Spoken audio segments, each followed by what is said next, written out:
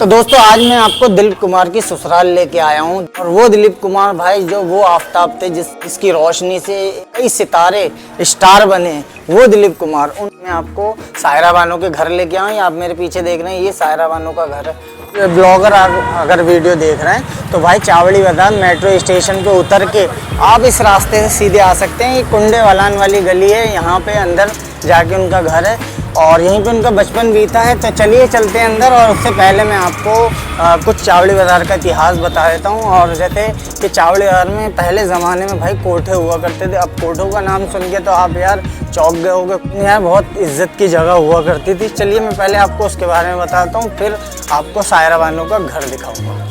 राजा महाराजा यार उस टाइम के अमीर है ना, अपने बच्चों को इन्हीं कोठों में भेजा करते थे और यहीं पे वो तहजीब सिखाई जाती थी। जैसे उस दौर में पान कैसे पेश कराया जाता है मेहमानों के आगे, वो सिखाया जाता था इन्हीं कोठों के अंदर। और किसी के सामने बैठने का उठने का तमीज़ सिखाया जाता था। जैसे कि अब हम अपने बैठ रहे हैं किसी के सामने तो हमारी एड़ी सामने वाले के दिखनी नहीं चाहिए उसे। तो इस तरीके की तहजीब जो थी इन कोठों में सिखाई जाती थी। उस तरीके का बैठना सिखाया जाता था। और किसी से जैसे बात कर रहे हो तो हल्की आवाज़ में बात करो और सामने वाले की बात पहले ख़त्म होने दो और उसके बाद अपनी बात शुरू करो, हल्की आवाज़ में बात करो। यानी कि इस तरीके की तहजीब जो इन कोठों में सिखाई जाती थी। और ये जो चावड़ी बाज़ार के हैं, क्योंकि उस दौर के जो राजा महाराजा अमीर थे इन्हीं जगहों पे अपने बच्चों को तहजीब सिखाने भेजा करते थे। और मैं आज की दिल्ली की बात नहीं कर रहा हूँ भाई, दिल्ली पहले वाली दिल्ली की बात कर रहा हूँ। और दिल्ली की तहजीब का ज़रा सा हिस्सा आपको लखनऊ में आज भी मिल जाएगा।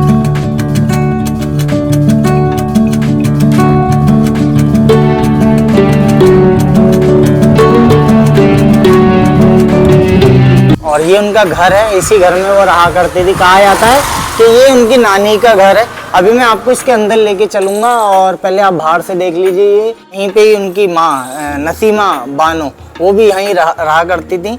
और चलिए पहले अंदर चलते हैं। अंदर से मैं आपको पहले दिखाता हूँ, फिर यहाँ के बारे में आपको पूरा बताता हूँ। तो आइए चलते हैं अंदर।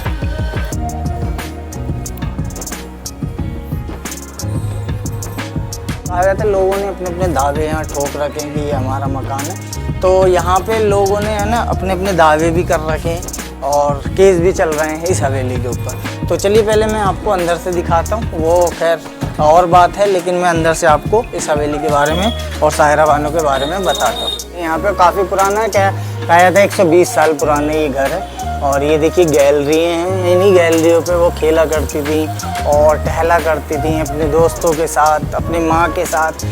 थोड़ा है ना आपको ऊपर से थोड़ा व्यू दिखाता हूँ। ये देखिए उस टाइम के कमरे हैं और कहा जाता है इन कमरों में सायरा बानो रहा करती थी, उनकी अम्मी भी रहती थी इसी में, नसीमा बानो।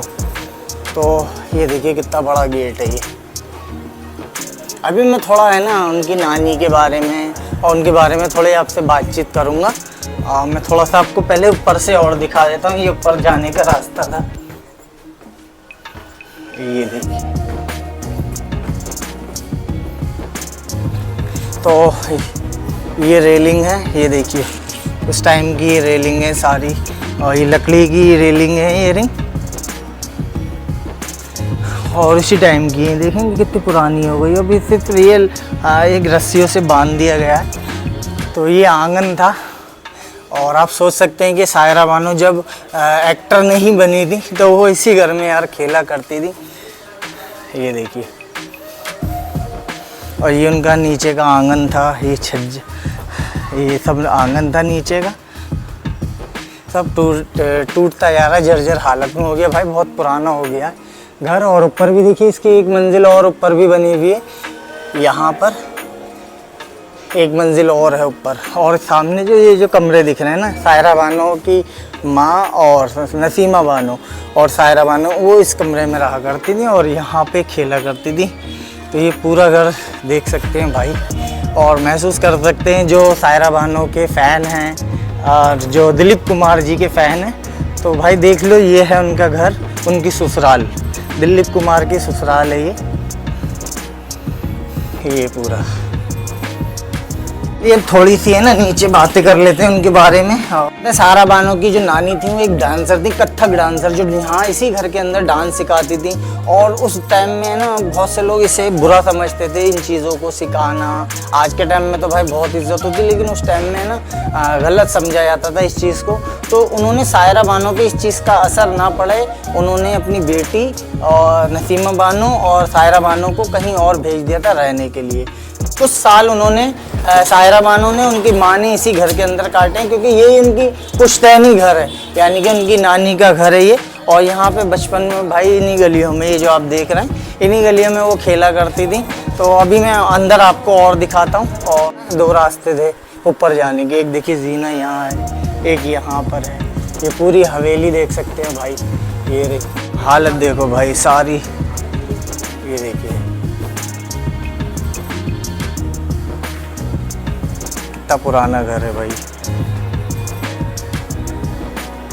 कितनी बुरी हो रही, जर्जर हालत हो गई है। ये देख सकते हैं रेलिंगे ये, और काफ़ी बड़ा घर था यार, पहले ज़माने का घर है भाई, 120 साल पुराना ये घर है। तो ये देखिए। तो भाई ये थी दिलीप कुमार की ससुराल, और वीडियो अच्छी लगी है तो लाइक ज़रूर कर देना और चैनल सब्सक्राइब कर देना और कमेंट्स में ज़रूर बताना। और भाई इंस्टाग्राम को भी फॉलो कर लेना। चलते हैं, बाय, अल्लाह हाफिज़।